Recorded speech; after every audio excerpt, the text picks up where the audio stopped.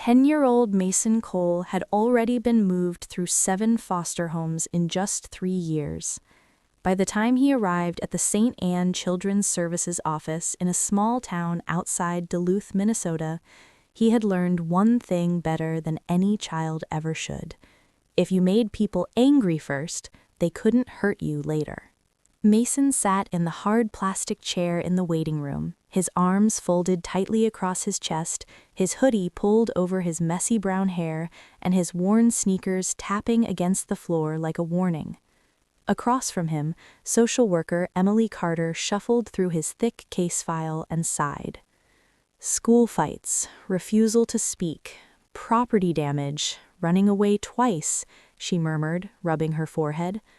Her coworker, Janine, leaned over and lowered her voice. Any luck finding another placement? Emily gave a tired smile that didn't reach her eyes. 2 families backed out after reading the report. Janine glanced toward Mason. He's just a kid. Emily looked at him carefully. No, she said softly. He's a hurt kid. Mason heard every word. He always did. But instead of looking sad, he smirked like it didn't matter. That was his armor. Because deep down, Mason had stopped believing adults when they used words like safe, home, or family. He had heard those words before, and every time they disappeared. 3 years earlier, Mason had lived in a little white house with blue shutters on the edge of town. His mother, Rachel Cole, worked nights at a diner and sang old country songs while washing dishes. His father had left when Mason was 4, so it had always just been the 2 of them. They didn't have much money. The roof leaked in spring, the heater groaned in winter. Sometimes dinner was canned soup and crackers. But Mason remembered laughter. He remembered his mother kissing his forehead and saying, "You and me, buddy, we're enough." Then, one February night, everything changed. Rachel was driving home during a snowstorm during a late shift when a truck slid through an intersection and struck her car. She never made it home. Mason was 7 years old. He spent 2 nights with a neighbor, then child services came, and after that, the moving began. The first foster family had a cheerful yellow kitchen and 3 polite children. The mother baked muffins, the father smiled too much. They told Mason he could call them Mom and Dad whenever he felt ready. He hated them instantly. On his 3rd day there, he smashed a framed family photo in the hallway. A week later, he punched their oldest son for touching one of his mother's old scarves. They asked for him to be removed. The second home lasted 11 days, the third just 4. By the 4th placement, Mason had figured something out. If he yelled, broke things, lied, and scared people first, they sent him away faster. And if they sent him away first, it didn't hurt as much when they stopped pretending to love him. At least, that's what he told himself.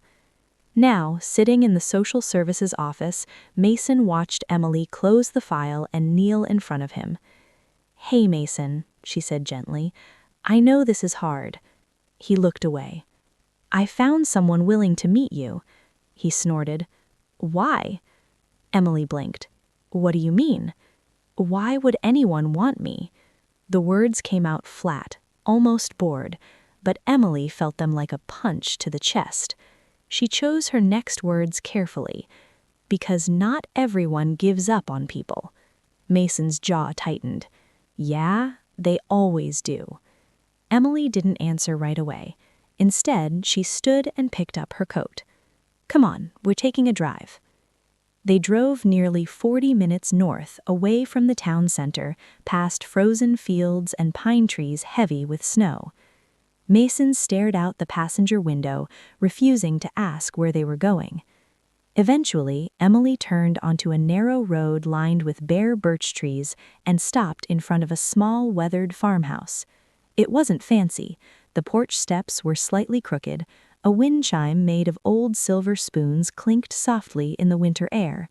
Smoke curled from the chimney, and near the front porch sat a faded wooden rocking chair covered in a handmade quilt. Mason frowned. "This is it?" Emily nodded. This is it. Before Mason could say anything else, the front door opened. An elderly woman stepped outside. She was small and thin, with silver hair pulled into a loose bun and a thick knitted cardigan buttoned all the way to her chin. Her face was lined with age, but her eyes, clear blue and steady, held something Mason didn't understand. Not pity, not fear, just attention. She walked down the porch steps slowly but confidently, as if the cold didn't bother her. "You must be Mason," she said. Her voice was soft but firm. Mason shrugged. The woman extended a gloved hand and, "I'm Margaret Whitaker." He stared at her hand and didn't take it. Most adults would have looked offended. Margaret didn't. She simply tucked her hand back into her coat pocket and smiled faintly. "Fair enough." Emily cleared her throat. "Margaret has been approved for emergency foster placement. She's a retired school librarian, widowed, lives alone, no other children in the home." Mason looked at the house again, then at the old woman, then back at Emily. "She's old." Margaret chuckled. "That's true." Emily shot him a warning look, but Margaret only tilted her head. "And you're rude," she said calmly. "I suppose we'll both have something to work on." For the first time in months, Mason looked surprised. Emily almost smiled. Inside, the farmhouse smelled like cinnamon, wood smoke, and something baking. The kitchen was warm. Copper pots hung above the stove. A cat slept near the radiator. There were books everywhere, on shelves, on tables, stacked in corners.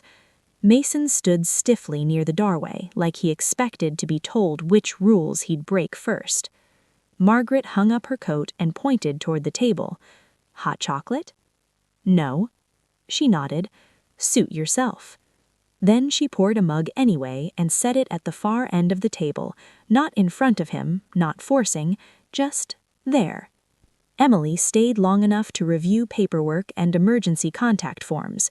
Before leaving, she crouched beside Mason. "I'll check in tomorrow." Mason didn't answer. After the front door shut, the silence in the house felt strange. Margaret moved around the kitchen, pulling a tray of biscuits out of the oven. "You hungry?" "No." His stomach growled immediately. Margaret glanced at him. "I see." She placed 2 biscuits on a plate with butter and jam and set them to the table. Mason stayed standing.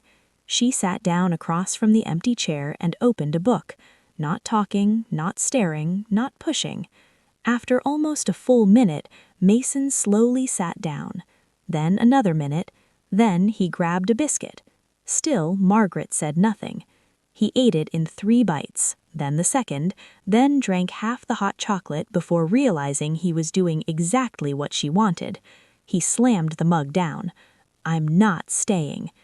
Margaret turned a page in her book. "That's your decision?"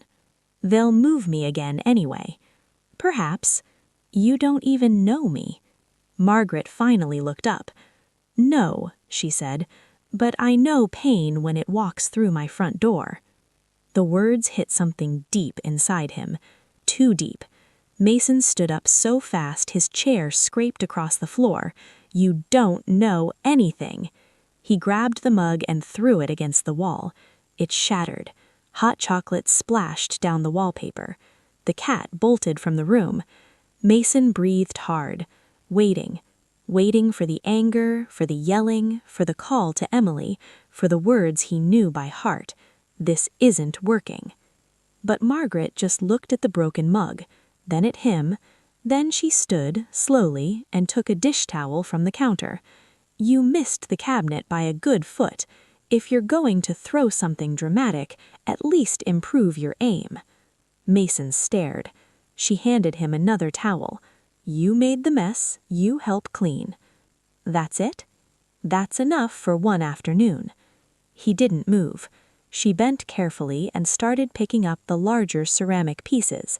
After a few seconds, Mason crouched too, not because he wanted to, because he didn't know what else to do.